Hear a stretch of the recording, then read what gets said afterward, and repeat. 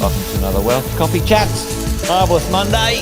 Hope you're well, folks, wherever you are. If you think it's Get Rich Quick, you're in the wrong place. This is the wrong podcast. This is the wrong life for you. Welcome to another Wealth Coffee Chat. Hope you're all awesome and well. Morning, folks. Out and about today. Hope you're well. Let me know if it's working. Give us a shout out in the chat. Good to see a few of the early birds up and at it already, which is great. A few people on. I forgot to change the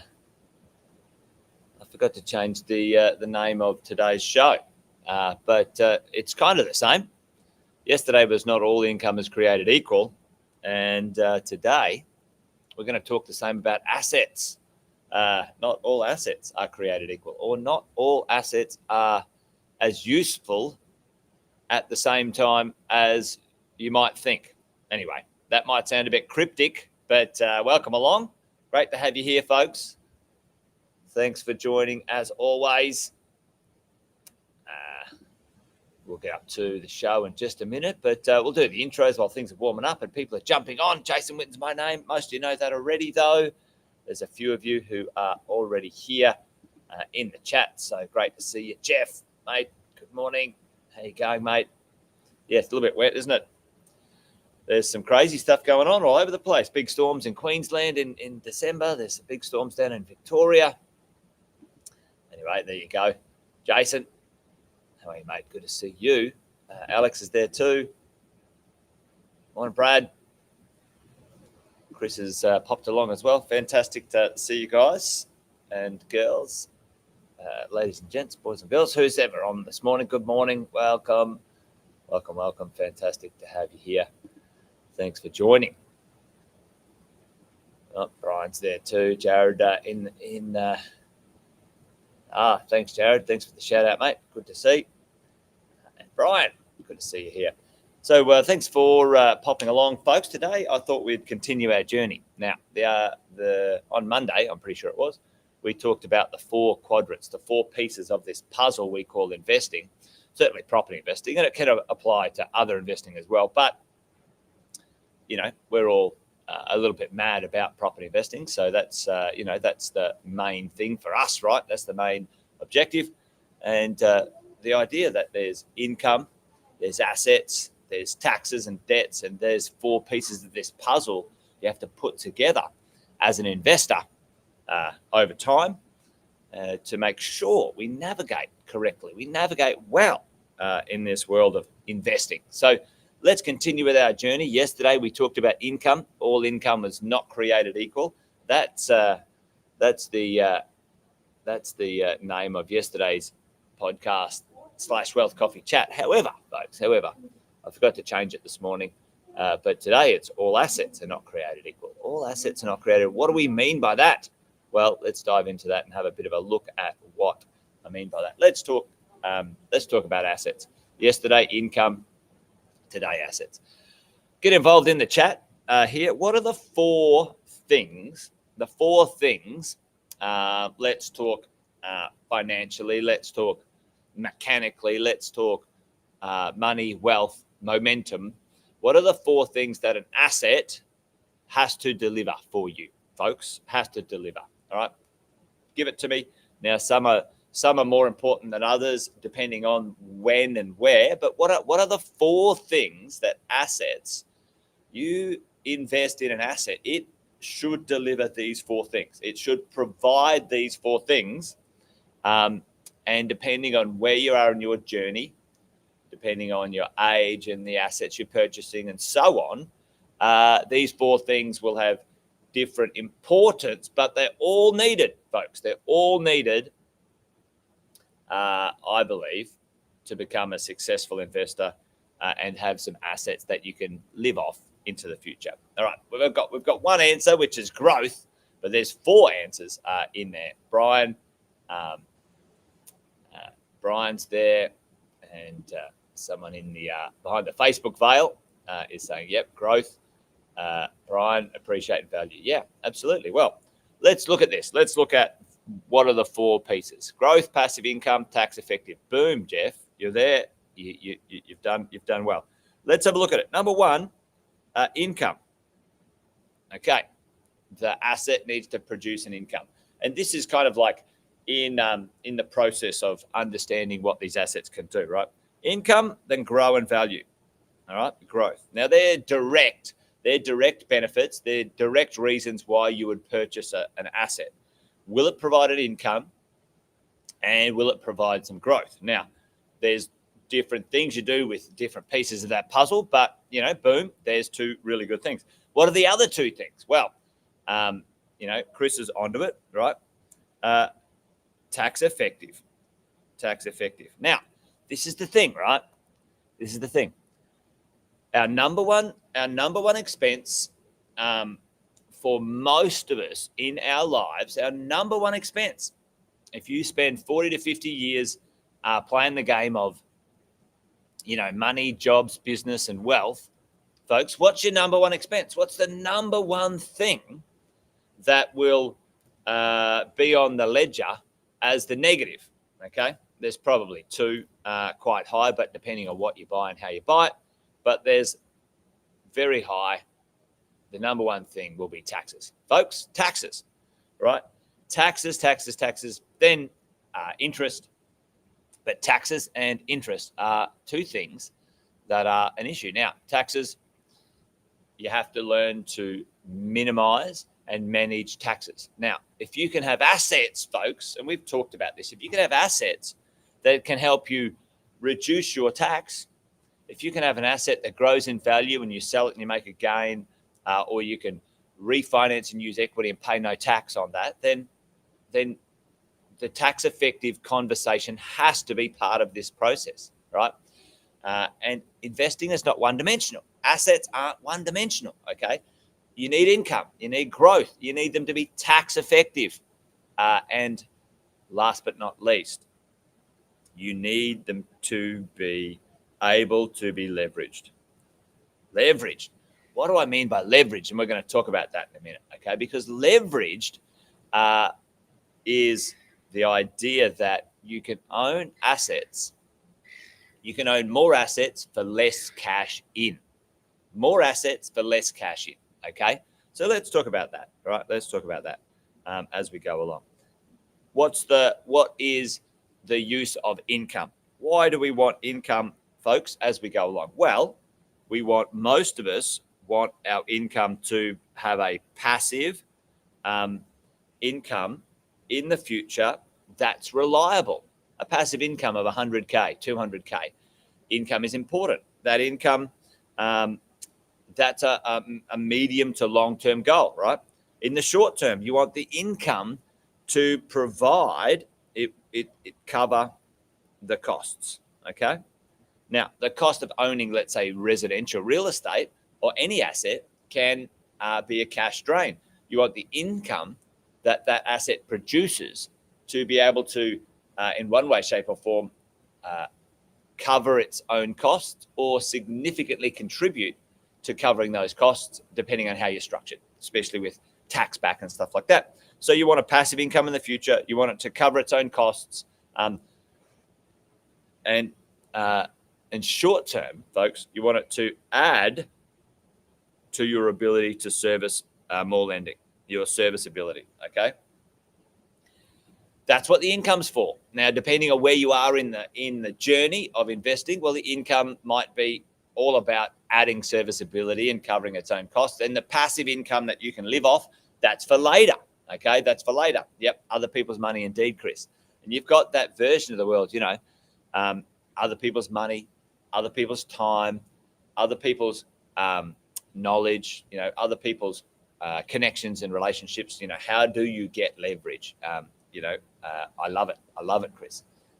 Now, growth. What's growth for? Folks, what's growth for when it comes to the world of property investing? Well, growth, often many investors have growth, and it's like a safety factor, right? A safety factor of, it's going well. My property has grown in value, which is fine. Nothing wrong with that, but that's psychological. Your growth means nothing, folks. It's irrelevant if you can't use the growth, okay? You You can't use the growth. So what's the growth for? Put it in the chat. So if you buy a property for, let's say, 700 and it grows to $1 million, what's the point of that, folks? Tell me what's the investment point. And this often depends on what stage you're at when it comes to the world of investing. But if you're in the accumulation stage, you're in the acquisition stage, folks, what's the point? Your investment grows in value, right? And on paper, boom, Brad, on paper, you're wealthy. It's all about the equity. And more importantly, Brad, yes, okay, boom. More importantly, this is the one, the ability to leverage it and borrow more money. Now, folks, don't get me wrong. Don't misunderstand this. It increases your wealth, totally does, Dean. The challenge is, Dean, I met with some clients the other day, huge amount of equity to refinance and buy more. Boom, exactly, Brad. I've met so many rich on paper, poor in accessible cash. Can't get the equity, no cash flow, right? So what's the benefit? There's no true benefit. It's all a paper exercise if you can't get access to the growth, folks. All right. So growth in the early days is for creating deposits for other investments. That in the early days, that's what growth is for. In the later days, folks, this is the cool part. When your equity grows significantly to the point where, your loan to value ratios are, sub 50%, sub 30%, you can use growth, folks. You can use growth and equity tax-free. Who likes those apples? Tax-free to live on into the future. Now, that's later on, but that's not now. Growth is for deposits. Remember that, okay? And later, it could be growth for deposits. Growth could be for a sale and debt reduction if that's part of your plan. Growth does not make you wealthy by itself. If you don't do anything with the growth, it's a paper exercise. It's what do they call that? I've heard this said, mental masturbation, right? It's a mental exercise, all right? Growth is for deposits. Get access to the growth, buy another property. Get access to the growth, buy another asset. That's the point of growth assets, folks. Okay, tax effective. We've talked about this before, but the point is, if you go and buy an asset that has no tax effectiveness, either tax deductions as you go, helping minimize capital gains tax, all of those sorts of things, then, those assets need to be, thought about. Okay, how can you make them tax effective? This is about keeping more of what you make, right? And for those in the world of PAYG, those in a job, residential real estate is the most tax effective asset you've got access to at this moment in time. Will the rules change in the future? Maybe not. Stop worrying about shit that you don't control or is just, a pipe dream. Take advantage of something while it's here and change your plan if you have to, if it changes, right? Tax effective. Keep more, folks, of what you make. The average Aussie who goes to work and works for 40 years on an average wage of 100 grand over 40 years, folks, they pay $3.2 million in taxes. 3.2 million, folks. 3.2 gone to the government. That's just income tax. That's not any of the other taxes that, GST and fuel excise and, council rates and all this other shit that they call, some other thing which is not a tax, which is a damn tax, right? A lot of money. So can you make that tax effective? Yeah, you bloody can. And you should, right? As you go. Leverage, folks, right? This is the magic trick. It's not a magic trick, right? If you leverage at 70%, 80%, 85%, 90%, the the value of real estate that you can purchase, is significantly more at 90% than it is at 70%. And the amount of cash you have, the amount of deposits you have is a lot smaller. Well, it's often limited. So that's what leverage is for. Leverage is important. I was talking about this yesterday, right? Go down to the Commonwealth Bank and ask them for a 90% loan on Commonwealth Bank shares and see how you go. Right? Not going to happen, right? Hey, morning, Fritz. Good to see you, mate. Not going to happen. So leverage, vitally important. Leverage now to purchase the asset up front. And folks, leverage later. This is so vital. And so many people miss this. If you don't have an asset that you can't use, that the banks won't use as leverage to lend you money, right? In the future, you'll have to sell those assets if they're not high income producing, right? You have to sell them and pay capital gains tax to get access to income of some description. And I think that's, for me, that's counterintuitive. You put all the effort in to purchase the asset. Keep the asset, folks. Keep the asset. Use leverage smartly. Anyway, so they're the four things: income, growth, tax-effective leverage. Don't break those rules, all right? Because let's just apply these simple conversations to the four types of assets that, by and large, we might consider in the world of being an investor, right? So property investing, property resi, so residential property, let's call it commercial. I'm just going to put it commercial, and that might be, industrial, that might be commercial, that might be retail. It might be all sorts of different styles of commercial property, in that world. Residential, house, townhouse, apartment unit, et cetera, et cetera. All right. So those sorts of things. Then you look at shares, the share market. Now, obviously, there's a lot more detail in this sort of idea. And then you look at business. All right.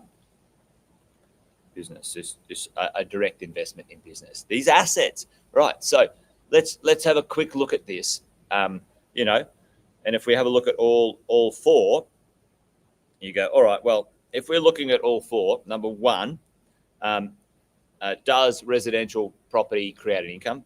Damn right it does. Fantastic income, very reliable. It's not a high income, but it's the most reliable income you can invest in, like anywhere, right? Number two, does it grow in value? Yeah, 100% it does, very reliably.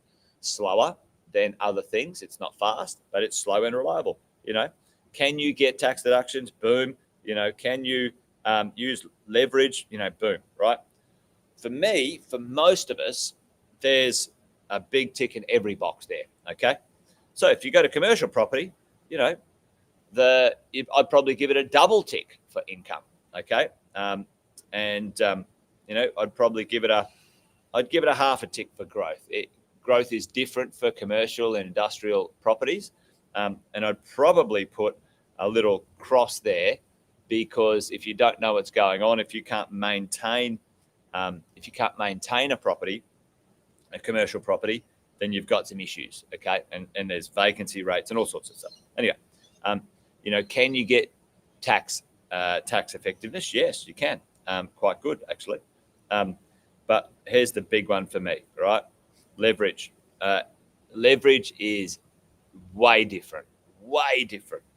Under a commercial loan, you have no protections. It's not residential lending, it's commercial lending, it's business lending. You're out of the NCCP. You're not an individual anymore. You're a business loan. Those loans can get called in if the value of your commercial property goes down. The bank can call your loans in. Where residential, that will never happen. If your value of your property goes down, they can't call your loan in. So there's some differences there, folks. Some differences, right? So that's why I'm not a fan for beginners, and I wouldn't say beginners, but for those who want something simple, residential, done properly and done well, can tick all the boxes. For business owners, some commercial stuff combined with your business is very clever. Okay, let's go shares. Well, number one, yeah, income can come in. Number two, growth is pretty good. Number three, deductions. No deductions. Not in a real sense anyway, other than the interest. But you've got no other deductions over and above, which is what property is good for. And leverage, well, like I said, go down to the bank and try and leverage directly, standalone shares. It's not going to happen, is it? Okay, not going to happen, folks. All right. Now, business, yeah, great income, but can be a dog of a thing too if you get it wrong. Okay, can put you underwater pretty quickly. Number two, growth. Well, I'd put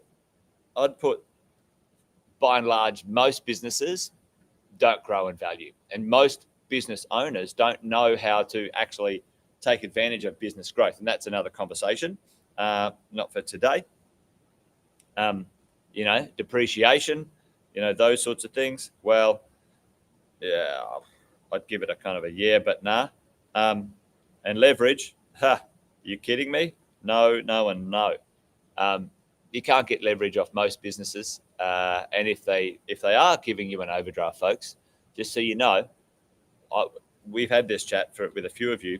They're securing it on your own home, and everything that you own is at danger with your businesses, right? So for me, the easiest, simplest asset to navigate in the early days of investing is residential property. It goes slow, and those things. It's a kind of a 10 to 15 year minimum plan, but that's perfectly fine as far as I'm concerned when it comes to this stuff. So